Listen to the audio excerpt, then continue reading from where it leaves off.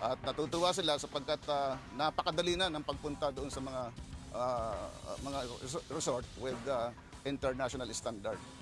Ngayon, sa nalolooban ng ilang taon, ay parang gumaganda lalo ang takbo ng turismo dito sa aming probinsya. Siguro, marami nang nakatulong dahil unang-una, nayari na ang ating matagal nang hinahangad na magkaroon ng magandang kalsada.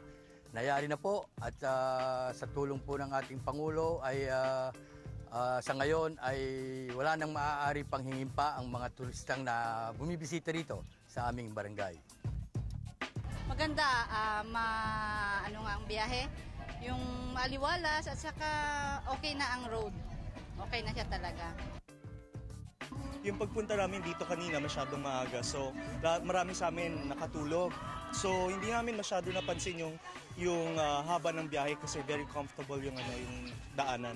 Tapos pagdating namin dito, hindi masyadong naging mahirap. Kaya para sa mga turista na dadating, feeling ko mas mag-enjoy sila, lalo na kung galing sila sa malayo, hindi masyadong mahirap.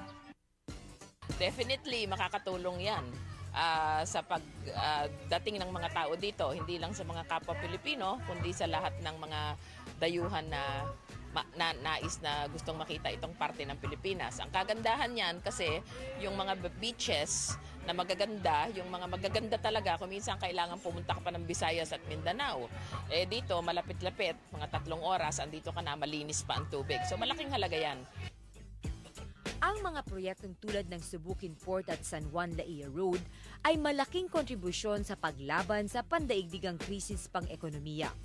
Ayon nga sa Pangulo, ang turismo ang isa sa nananatiling pinakamatatag na industriya ngayon, nagbibigay ng trabaho at kabuhayan sa mga Pilipino.